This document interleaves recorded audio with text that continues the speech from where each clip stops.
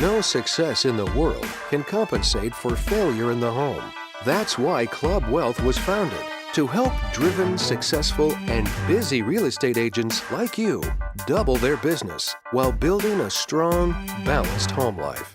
Join us each week as high-producing agents and team leaders share their stories and unpack the principles and systems they've used to double, triple, and even quadruple their business while enjoying greater quality of life.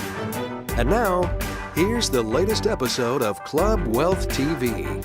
Welcome, everybody. My name is Michael Hellickson. I'm one of the coaches here at Club Wealth Coaching and Consulting. Super excited today. I've got my co-host, Brian Curtis, with me, and we are here with Jay Glazer of Corcoran Real Estate, as in the great Barbara Corcoran, although I've been told she does not actually own the company anymore. But Jay is with the company that is, of course, her namesake, and has been a very powerful and very well respected and well-renowned real estate company in New York for a long, long time. And so Jay is going to share with us how he did $2.2 million in gross commission income. That's not volume, you guys.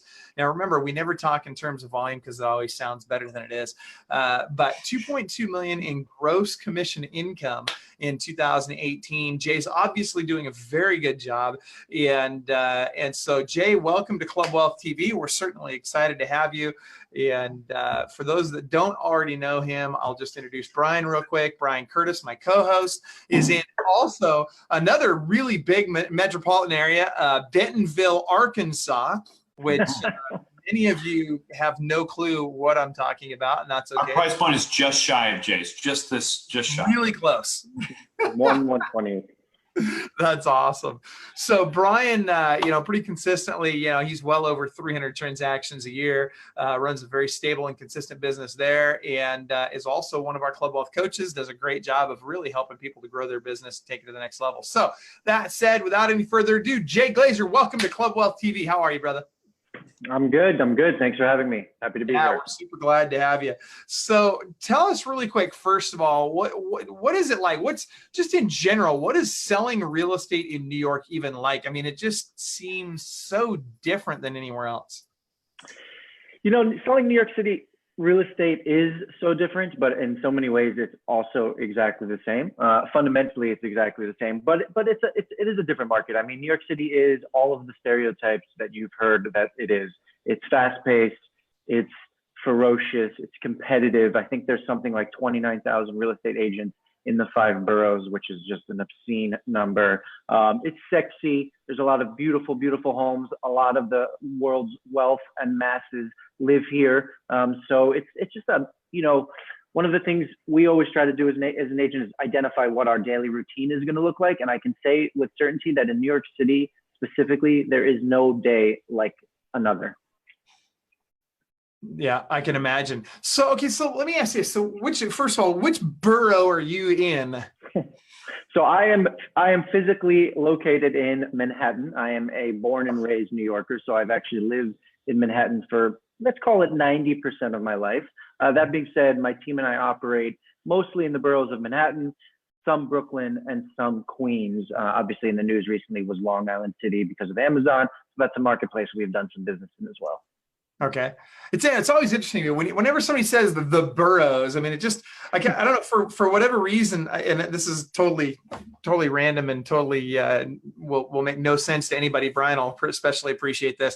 So for some reason, I'm picturing like a little creature burrowing out of, like trying to get out, right? Like it's like save me, right? It's like the groundhog. Does it see its shadow when it comes out of its little burrow? I don't know, but go ahead.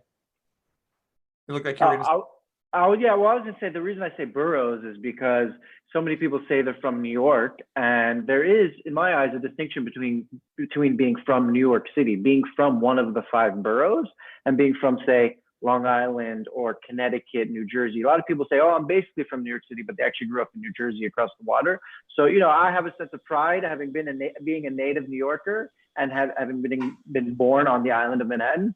So call it what you will, but that's why I always mention actually being in New York City proper. I see Brian smiling because I have a feeling he gets it. I think. I'm from the part of the state that upstate, just outside of Buffalo. So it's a little bit different. We don't talk about boroughs or anything like that. But I always used to make a joke that you guys were the part of the state that made my taxes go up, but that's a different story. I've heard that many times, many times from non-New York City residents. We're also generating more money than I'm pretty sure any other city in America. So, there's that. It's a good trade-off. It's we'll take it. Funny. Yeah, no kidding. All right, so talk to us about, what's it like? So, you're in this massive city, right? The biggest city in the world, like this huge city. And yet you're trying to make your mark against 29,000 other agents or some crazy number. Like Yeah. And so how are you doing that? What are you doing to stand out? You did $2.2 million in commission income last year.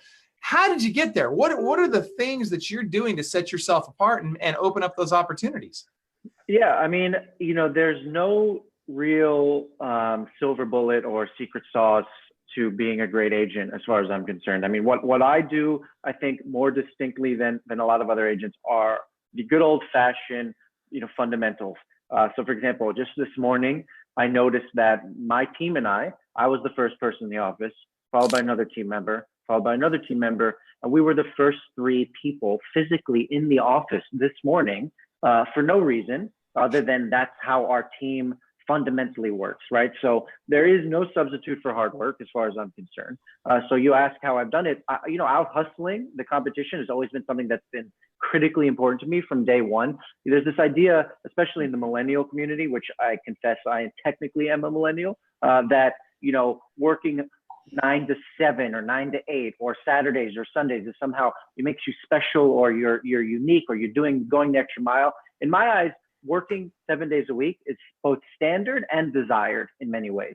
So, so for me, I don't have the sense of this is me working hard. This is just me working, period. This is what's in my DNA to just work to that level. So for starters, outworking everybody. Second of all, I would say a very critical component of our business is just market knowledge. Really understanding the process A through Z in a way that very few do, so that when we can actually sit down with a customer, whether that's a potential seller or a potential buyer, we can really walk them through the buying and selling process with such finite detail that they're absolutely confident that we're the right person for the job. And then I would say we also just, there was an article, a very, very pleasant and flattering article written about me in a listing last week, and the journalist, and as you know, the media can also sometimes be your friend and sometimes be your enemy. And this particular journalist said, Jay Glazer goes the extra mile. He's not your average agent. So the third thing I think we do that's very distinguished is our marketing and our brand. We really, really try to push the envelope on how we engage in the marketplace, whether that's engaging other agents or engaging the consumer, and bringing new ideas and a new level of just consumer experience that I think very few agents have actually done. And I think that helps with our identity and our business. Okay, so I got to challenge you a little bit on that on a couple of things. First, I'm very curious about this. So number one, you said that you're outworking everybody. You're working 7 days a week, and I got to tell you, that just sounds horrible to me. And Brian, I don't know about you. I got a feeling Brian's probably feeling the same way. Like 7 days a week, no freaking way. I mean, I've been there, done that, and it sucks. It's no fun.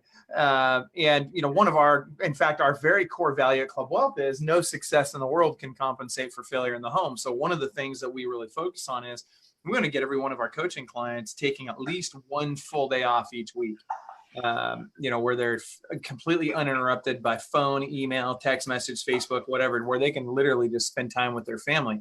So the question I have for you is, are you a single guy? Do you have a family? Or is this like, working 7 days a week, if you're not a single guy, would be pretty tough, I would think. Yeah, listen, I completely value what people need to have in their lives in order to feel fulfilled and feel complete and have a sense of, balance. I think that's super important. From the point I was trying to make about the 7 days is not that I don't value time off or think people should take time off. It's that for me, it's just an innate quality that I don't feel like it's a chore to work 7 days a week, right? If you say, hey, what makes you happiest? And I said, what makes me happiest is working 7 days a week, then I'm feeling fulfilled by doing what makes me happiest. That was my point about working 7 days a week, is that the hard work is not something I think as work. I just think of it as what I do. But to answer your question, I do have a girlfriend, but I do not have kids and I do not have a spouse at home. And so I absolutely can over index and over leverage on time spent building my career. Okay, that's well, good for you. I mean, if it works for you, it works for you. I get it. I just, holy cow, wow, that's a lot. Okay, so now the other thing that I wanted to ask you about is you talked about brand awareness, and I'm thinking, okay, how big is New York ballpark? How many citizens in New York altogether? It's gonna be like 5 or 6 billion people, I would say. 5 or 6 million, and that's in a very small area. Billion, not million. Oh, did you say billion? I'm sorry, billion. Is it really that much? I'm pretty sure that's how it is in the 5 boroughs.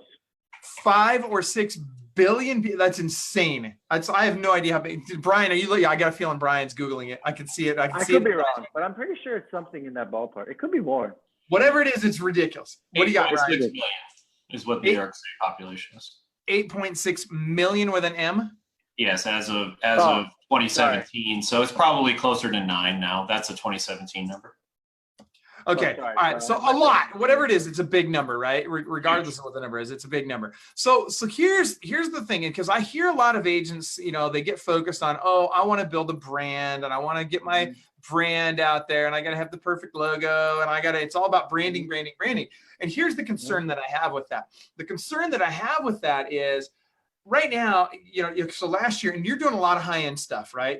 So 38 units, 2.2 million in gross commission income. Your average sales price is pretty solid, right? You have an idea what your average is right now? It's like 2 to 2.5. Okay, so you're about 2.5 million in your average price point. So the reality is your price points are really high. That said, in a city of over, what'd you say, Brian, 8 million people? Almost 9. Almost 9 million people. And doing 38 transactions, no amount of branding you're doing is really penetrating the market. Do you know what I mean? I mean, if I ask the average New Yorker who Jay Glazer is, they're going to have no idea. And I don't mean that as an insult or anything like that. My point is simply this. While I think, having a nice brand when people do engage with you is important and it helps and it brings value and, and all that. The concern that I have is that so many agents out there, when they hear branding, they think, I've got to go create a brand. And by creating a brand, I'm going to get business. And the reality is that is not going to happen. Nobody's going to come to you because first of all, you're not $1 million listing on TV guy, right? You're not whatever, Josh Altman or whatever, that's not who we are. And if we were, then yes, people would be attracted to us. It'd be very easy to get business that way.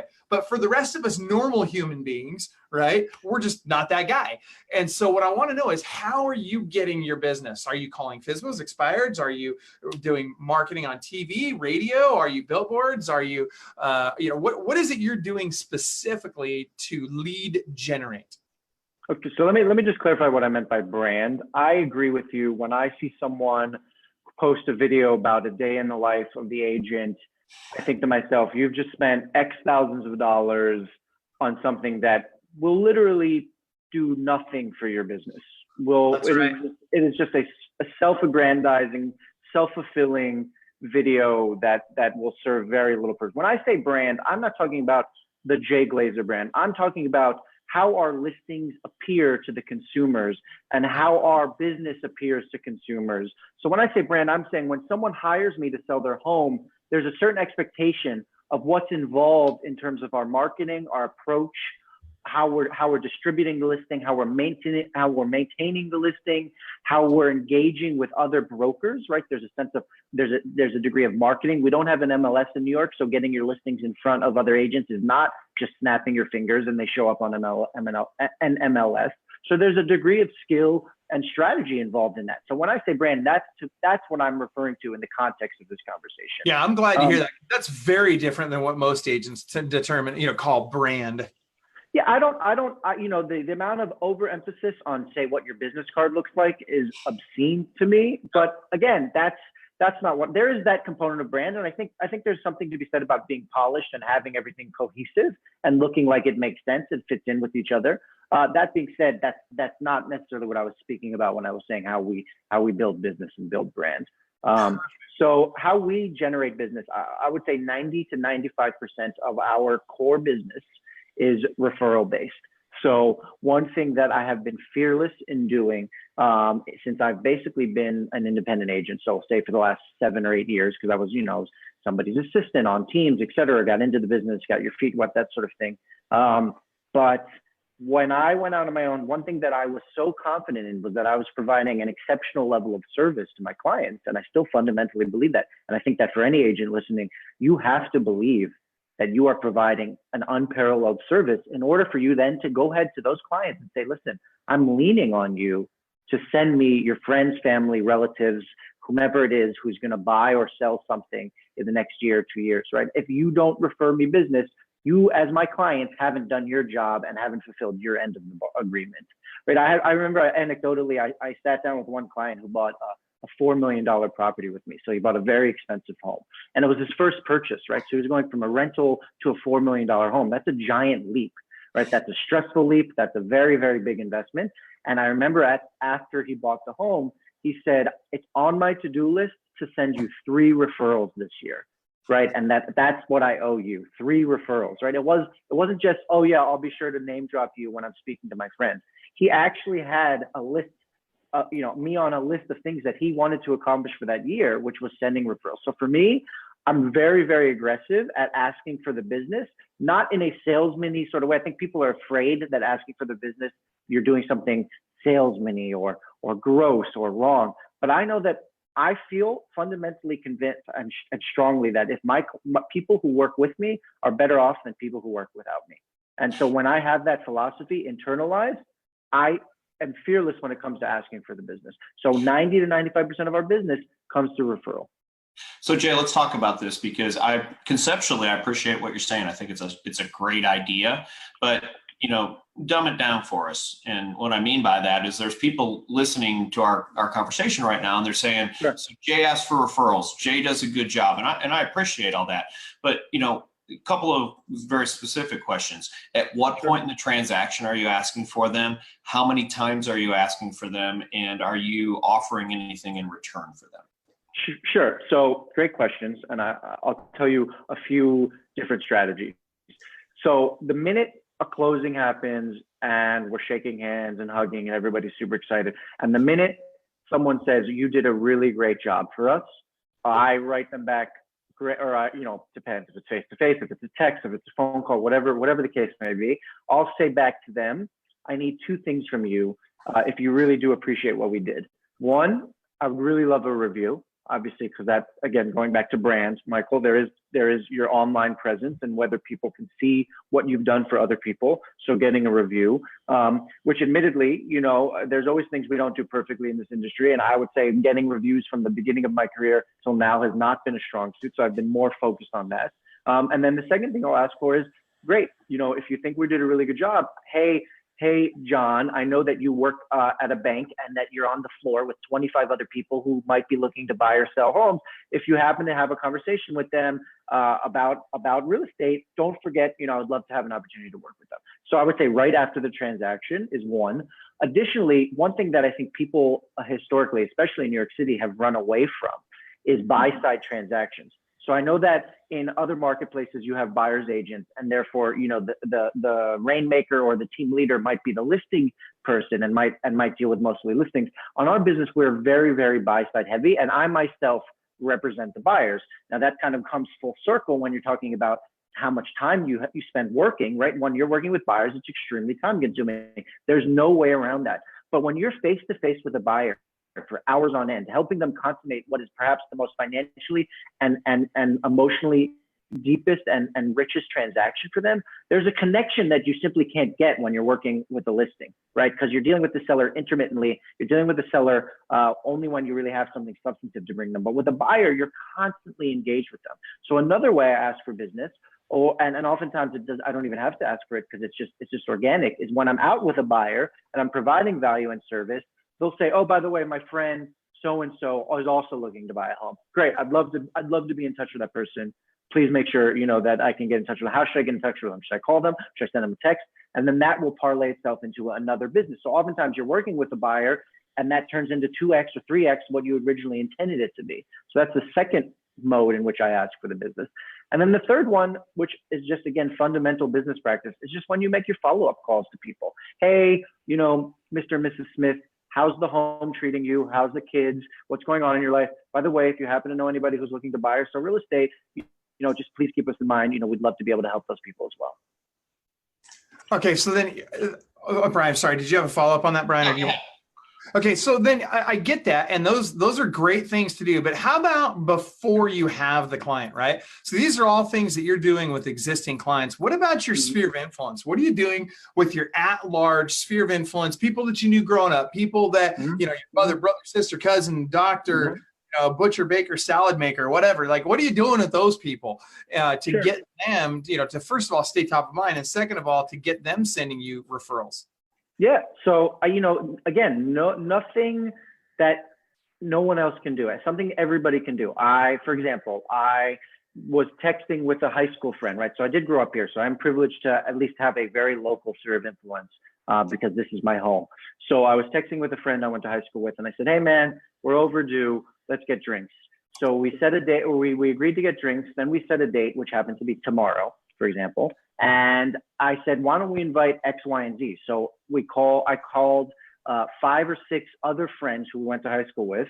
And now tomorrow it's turned into a 6 to 8 person, you know, small get together, very informal, where we'll just catch up. At those meetings, you know, I will either in a serious way, depending on how the conversation goes, remind them what I do for a living, and that, you know, I'd love to be able to help those people that they know, if it's or themselves, or in a more joking way, sort of like a elbow kind of to the ribcage sort of way.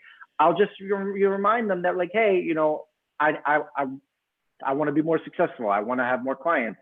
You know, don't forget to think about me in that light. So I think that just staying top of mind is such an important component of this industry, because you could lose touch with a client and then 6 months later they resurface with someone else because you just didn't stay top of mind for them.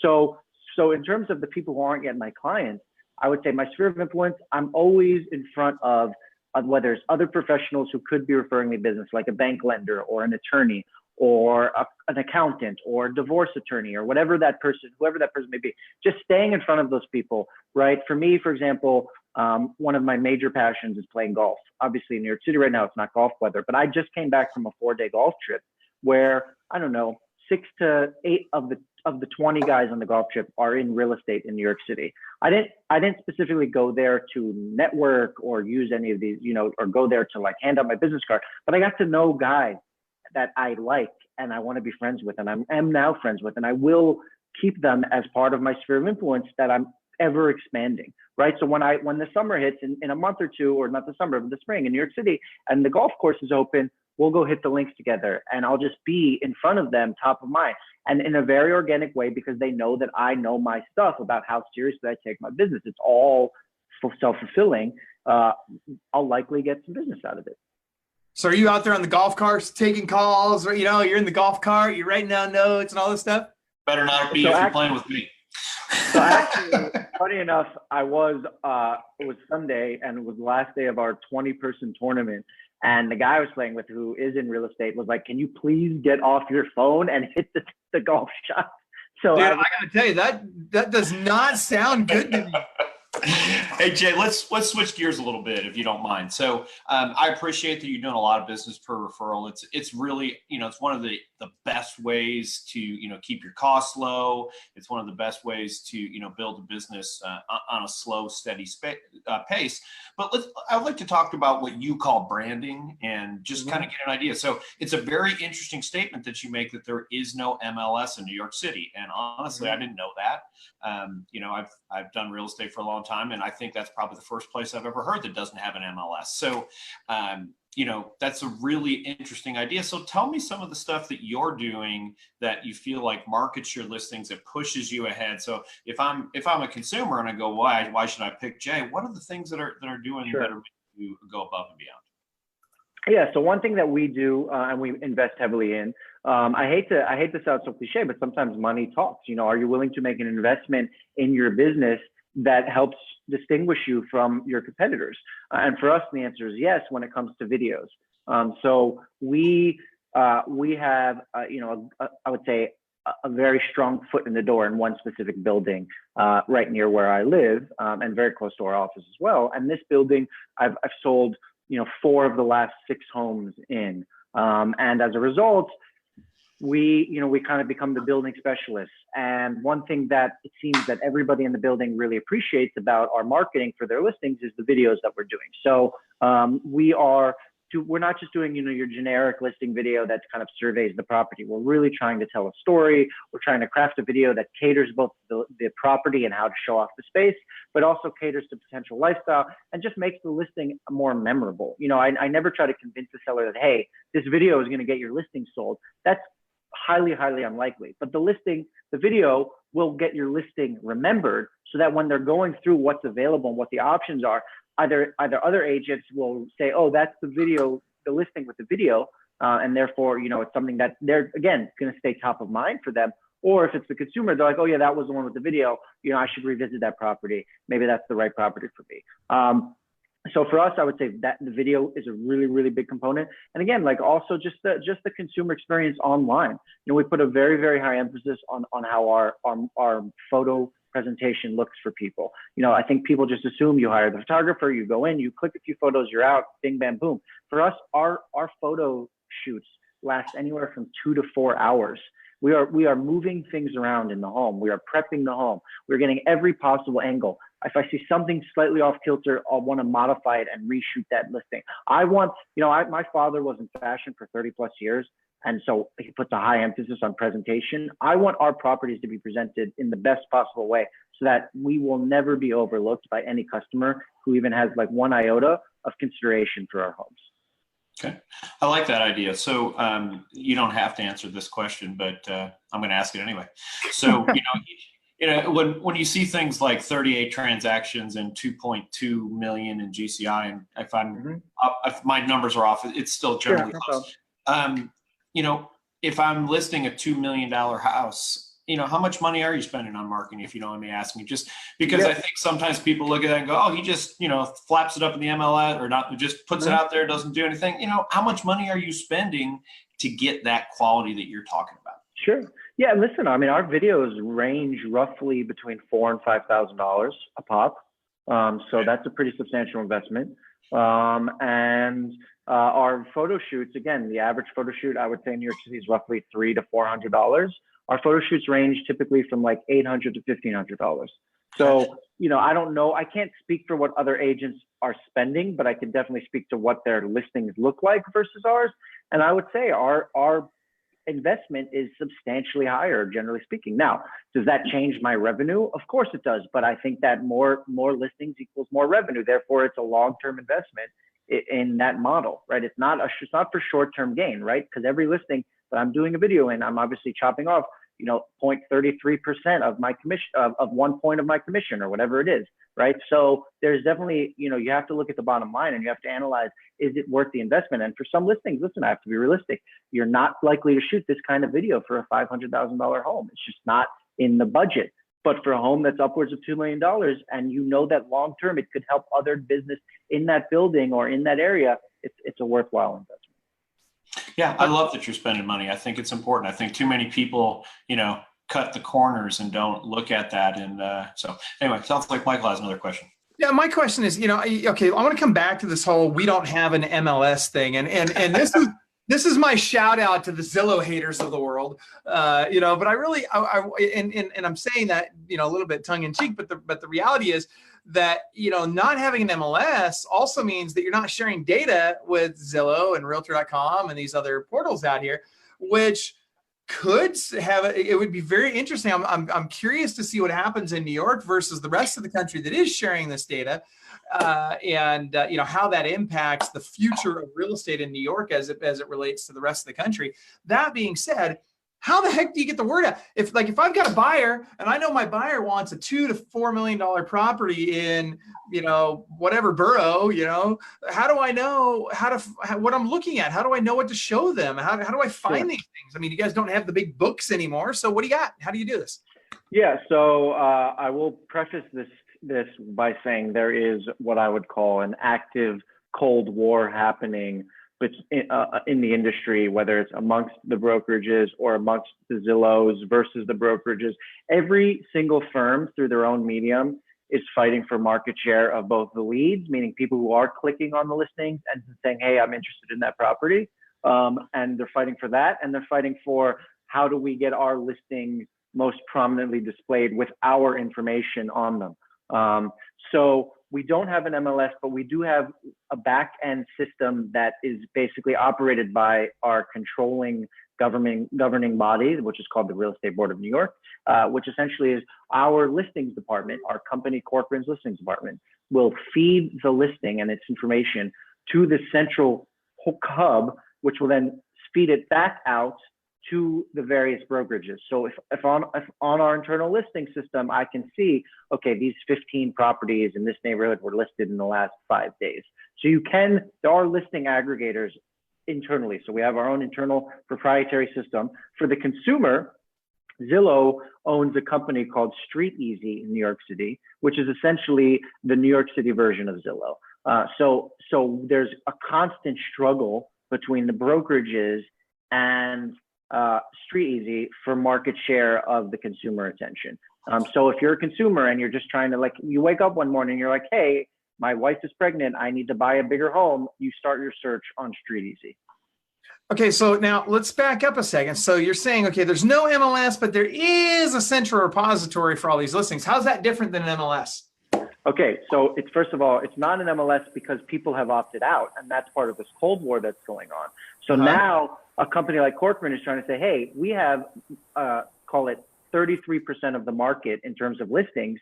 And if we decide not to put our listings on StreetEasy, this is not a one-size-fits-all, first one-stop shopping for all of the listings in New York City. If you want to find 33% of the listings in New York City, you have to come through Corcoran.com to find those listings.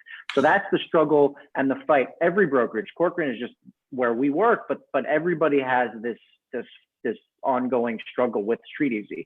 The reason it's also not an MLS is because there are smaller firms who don't participate in it because it's pay to play. Right? StreetEasy is not a free system. I don't know what the cost of an MLS is, but I am pretty sure it's much cheaper than operating through StreetEasy. And now StreetEasy is saying, hey, we'll put your listing on our website, but we're going to put somebody else's face on the listing.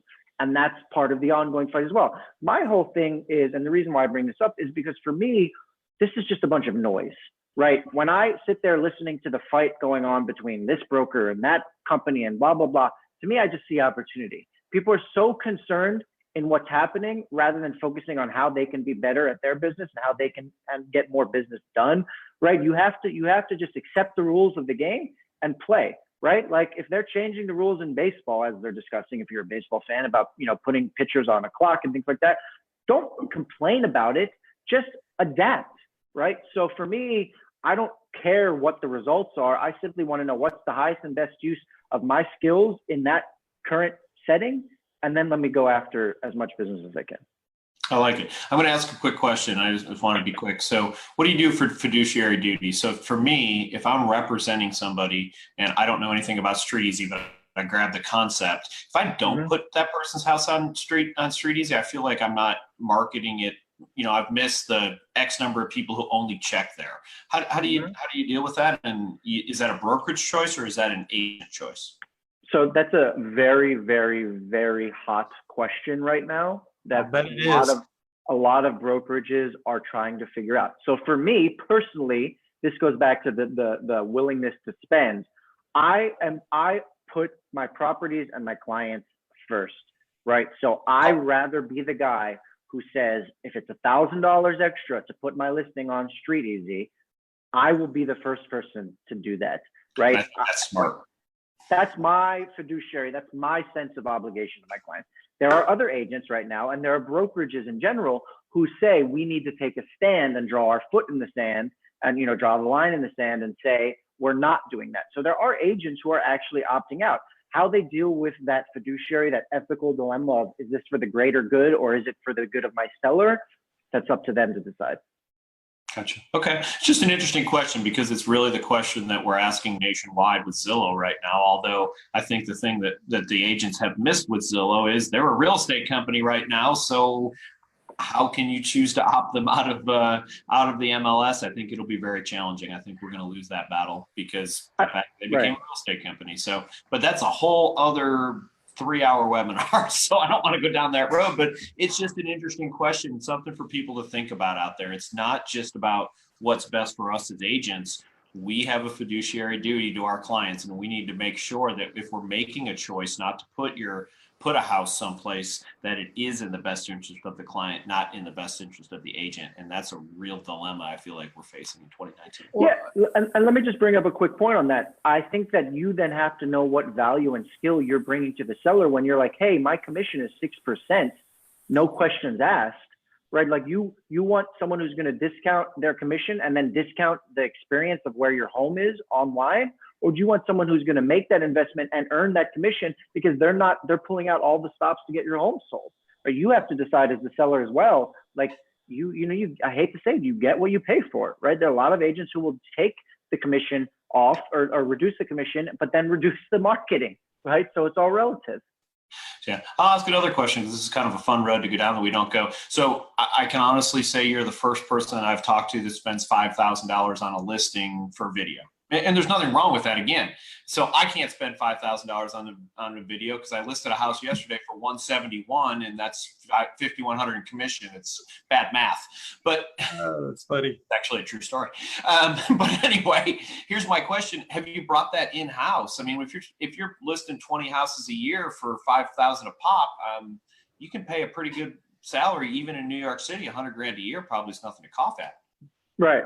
So I have not brought the videographer in-house, but I have brought marketing in-house. I think I'm one of the only teams in New York City. I don't know the actual numbers, and I don't think there's a way to know the actual numbers, but I'm one of the only teams in New York City who has an on-team marketing manager, right? So when you look at his signature, it says marketing manager for the Glazer team, right? A lot of firms, one of the reasons why we all work at big firms is because there's a ton of resources available to us, but those resources are distributed amongst the masses, right? So every agent has access to the marketing team at corporate. No other agent has access to my marketing manager, right? Because he's on my payroll. So I have taken that in-house. And again, from a value add perspective, I tell sellers, listen, listing management, because of the lack of an MLS and because of the lack of syndication fluidity, is a huge component of getting your home sold. For a week, your listing could disappear from StreetEasy and no one even knows because you're out there working with buyers and this other listing that you forget to even check that simple thing, but something that is as simple and important as it is. And then it's just poof, it's gone because you didn't check. So I have someone whose full-time job is both to babysit our listings and make sure that the marketing experience is as good as it possibly can be. I think that's great. I think it's important. And I have a similar person on my team as well. And I think it's vital. And, I've actually had listings disappear off of Zillow. Not that we have any control over that, but I've had it happen. And you get a pretty irritated seller when they're on Zillow every single day. Exactly. They're looking at the listing, all of a sudden it disappears. And, to your point, whether I'm paying you $5,000 or $50,000, I still deserve to have my house marketed in a professional manner. And that's the other side. I know you guys, there's people out there going, well, I couldn't do any of this stuff. I couldn't afford it. It doesn't make sense for me. But I promise you, there are ways to leverage these things. Hire somebody for $50,000 a year. That sounds like a lot of money, but in some of those markets, $50,000 a year, a marketing manager who's also a videographer, it's a real thing that you can do. And, obviously in New York City, $50,000 buys you a cupcake and a cup of coffee, but, in other places in the market, it's a little bit more affordable. So I love that you've not gone and said, well, I can't do this, I can't do that. Push the envelope on quality. As we go into all of the shift that's happening and all of these things like Open Door and Zillow and offer pads and all these things, what are you bringing? Well, they're not going to spend $25,000 marketing your listing. I am, or I'm not going to, so the more value that we bring, instead of being door openers and contract writers, the more value we can bring, the more likely we are to stick around. So if you're out there scared to death of Open Door and Zillow and all those other iBuyers out there, bring value. Who knew?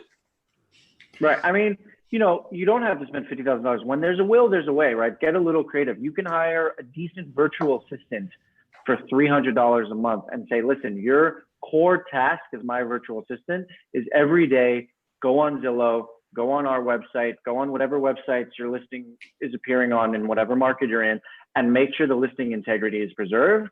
And that you can then say to your seller, hey, I have a listing manager on my or I should say a marketing manager on staff who is identifying any issues that might arise in the syndication and presentation of your home. Where you don't have to pay someone a full salary, but you do have to be a little creative and a little thoughtful as to like how you're going to go about hiring that person. So, I mean, all of this leads me to wonder, why don't you have an in-house videographer? You know, it's a fair question. I mean, it's something. I mean, for the amount of money that you're spending on video, it seems to me the economics, it's crazy not to have a full-time videographer. Well, so just to be clear, we don't do a video on every listing. But also, listen, we spend a lot of money. We have videos in our queue that haven't even been released yet for other kind of video concepts we've been working on. It's a fair question. It's something I should probably take a hard look at and figure out if it makes sense economically. I mean, it sure seems like it. If you're spending, if you did 38 listings and you're spending $5,000 a listing on video, I mean, let's just do the math. 38 times 5,000. I mean, that's $190,000 a year. At $190,000, I'm pretty sure I could get some freaking Scorsese to come out and video my listings. I mean, maybe I'm wrong, but there's like a famous videographer I want to hire 1 year for one of my listings, but I think it's going to be like $50,000. Okay, but even $50,000, I mean, geez, man, you're making 140 by hiring that guy. So, I mean, the economics to me seem pretty reasonable. All right, so there's some good stuff here. I really appreciate all the stuff you shared.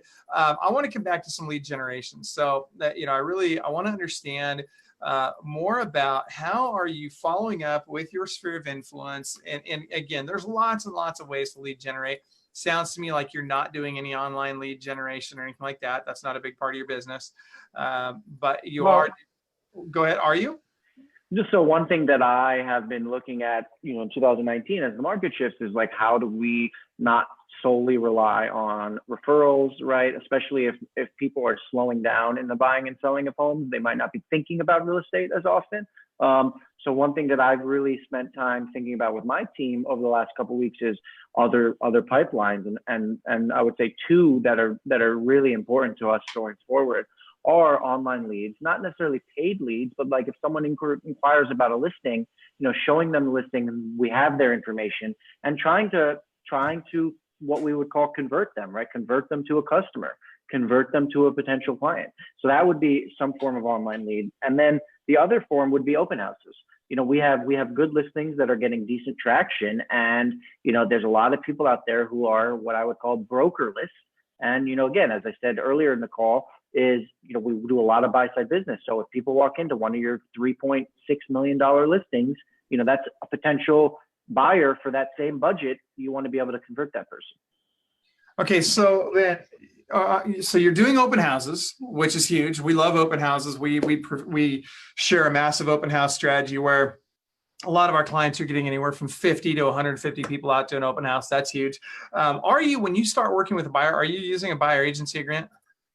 We actually don't. It's something that it's another one of these kind of fiduciary, ethical, is it the right thing to do struggles. We've never used one in New York City. That doesn't mean we shouldn't. But the reality is, my whole sales pitch to buyers is, I'm going to bring you so much value that you're never going to want to consider working with someone else. Okay, so now so it's interesting you bring up the fiduciary ethical thing and how that could relate to a buyer agency agreement. So are you saying that in some way it's possible that using a buyer agency agreement could be unethical? I wouldn't say necessarily unethical. I would say whether you are, basically binding someone to you when I feel they shouldn't be bound to you, I struggle with that as a concept. Okay, so if you do use a buyer agency agreement and then at some point you or they feel like it's not the right relationship, you can always exit the agreement. You can always you can put an easy exit clause in there. You could just simply sign it off. There's lots of things you could do. That being said, I say this because I'm very passionate about buyer agency agreements. I think that it's important to use buyer agency agreements for a number of reasons. Now, not everybody does. I'm sure, Brian, you don't use them on every or do you use them on every transaction? I'm guessing not. Well, yes and no. So we do them at a minimum before we write a contract. And the reason that we do is we're making sure we disclose agency. I prefer that they're done prior to that simply because now I'll say this, we have a zero cancellation policy. So in other words, I want you to sign it. I want you to commit to me, but I also am going to follow that up with, if you want to fire me, fire me. And really what I'm doing is protecting myself from other agents who are out there going, oh, do you have an agency agreement signed? No, you don't. Okay, great. I'll work with you. And if as they say, hey, I've got an agency agreement, and that has a tendency to back age down. So, is it enforceable? Theoretically, it's enforceable. Have I ever gone to court? Nope. And I probably will. It's not worth it. I'm not going to go sue one of my clients because they, kind of shafted me and, went around my agency agreement. So to me, it's more of, hey, if you sign this, we're committing to work together. And because of that, I feel like we get it, you get a strong thing. But have I closed transactions without them? Absolutely. And it's not the end of the world, but case by case, I think is smart.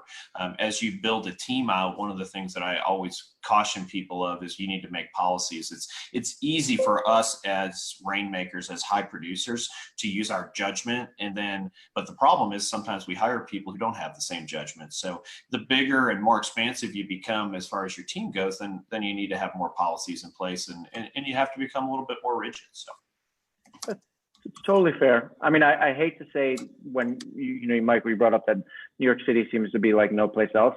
In many ways, in a very frustrating sort of way, it is like no place else. There are things we do and don't do here that don't necessarily add up, and you kind of scratch your head. But quite frankly, I would say I've never met another New York City agent who has enforced a buyer's agreement. And so if you're the first person to introduce that, are you pioneering something that makes sense? Probably, but you're also pioneering something that could be met with an enormous amount of resistance. I can't imagine what that would be like to pioneer something and get be met with an enormous amount of resistance. That's never happened to me my entire career. Okay, so that's good stuff. So I want to jump to this couple of lighter questions that we have from the group. One is from Dave Woodson, and this is, it's got to be asked. Dave's from the Chicago area, so he's got to know. Is it Chicago style or New York style pizza? Come on, man. What is it? I can't. Why would I ever? New York style. No questions asked. Like, that's not even a question. That's By the way, funny. not to throw salt on an open wound here, but I would sooner choose Detroit over Chicago. Oh. I like Chicago. I like deep dish, but New York City pizza is it's the best. That's funny. All right. Good stuff. All right. So that said, I want to also put a shout out there before I forget on a couple of things. Number one, if you guys haven't signed up for Listing Agent Bootcamp yet, make sure you do that. We have literally only a handful of tickets left.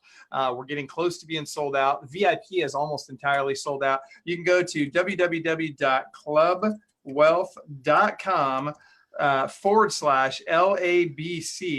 Let me just put this in your chat here, but clubwealth.com /LABC to sign up for Listing Agent. Hold on, I'm typing this in. Listing Agent Boot Camp.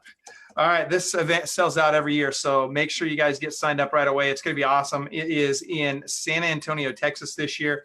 And the venue is amazing. Now, also, for those of you that would like to get a list of Jay's top 10 lead sources, go to clubwealth.com /Jay Glazer, JAYGLAZER. And in our last 5 minutes here, we're going to see Dave's laughing about that. He's like, yeah, okay, I get it.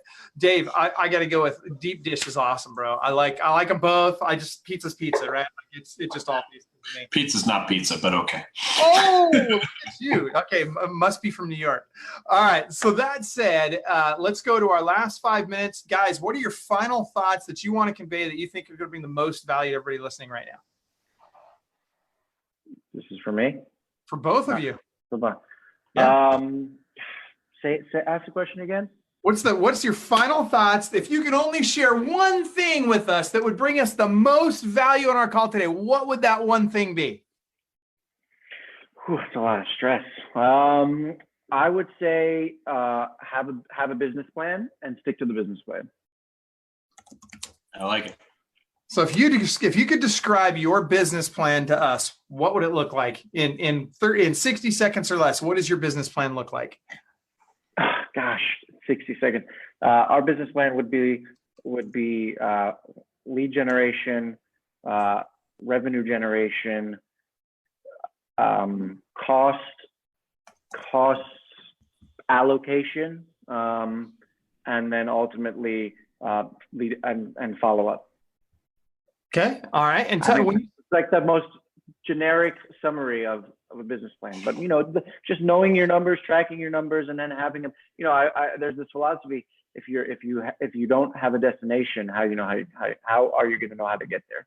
Mm-hmm. So that brings me to another good question. What is your destination in 2019? What are you going to accomplish in 2019? Yeah, so our goals for 2019 are sell roughly 50 units for $100 million in total volume, which would generate a GCI of roughly 3.5 million. Right on. Perfect. All right, Brian, final thoughts. Final thoughts. So I just want to say that there's a lot of different ways to do things. And one of the things as we talked to Jay today that just kind of comes up for me is don't get caught in it doesn't work in my market. This is market specific. I think we hear a lot of that, but take a look at what other people are doing from all over the country. This is why we do these type of things. So, I've never thought of spending $5,000 on a video, but you know what, maybe I should go out and spend $1,000 on a video and, bring somebody in there to help us out with that. Those are just different ways of looking at things. And there's opportunities out there. I was talking to somebody the other day and they said, most people are reacting to the market and reacting to the things that are going on.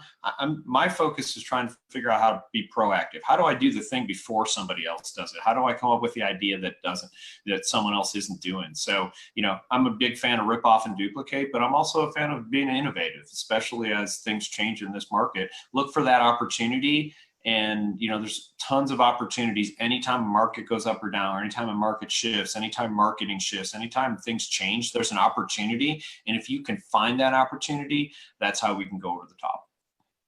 Love it. All right. And, I would echo that, there's lots of ways to do things. And too often in this industry, we get stuck on it has to be this way. And there's only one way to do it. And got to call expireds and call FSBOs and cold call. That's the only way you can do business. And, or it's all referral all the time. And here's the reality, you guys, there's lots of ways to be successful in real estate. The key is you got to find what works for you and you got to get consistent at it. And there's really 3 things you got to do on a consistent basis every single day if you want to be successful in any business. Forget about real estate.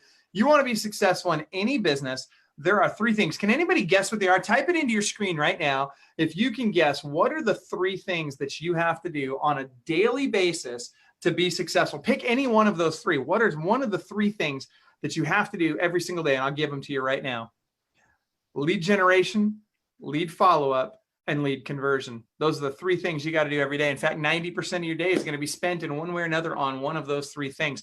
And as you dial those 3 things in at a higher and higher and higher level, your income will soar and nothing else matters. All the other stuff is important, right? You got to take good care of the client and all this other stuff. But without those first 3 things, you will not succeed in any business, let alone real estate. And Doris, make your bed. I like that. That was actually a really good speech, by the way, the make your bed speech. But I can't remember the speech. Great one speech. Of my favorite speeches of all time. So that said, Jay, we've got to wrap it up. Thank you so much for being here with us today. We really appreciate you being on Club Wealth TV. We really also want to shout out to our sponsor, WizeHire. That's WIZEHIRE.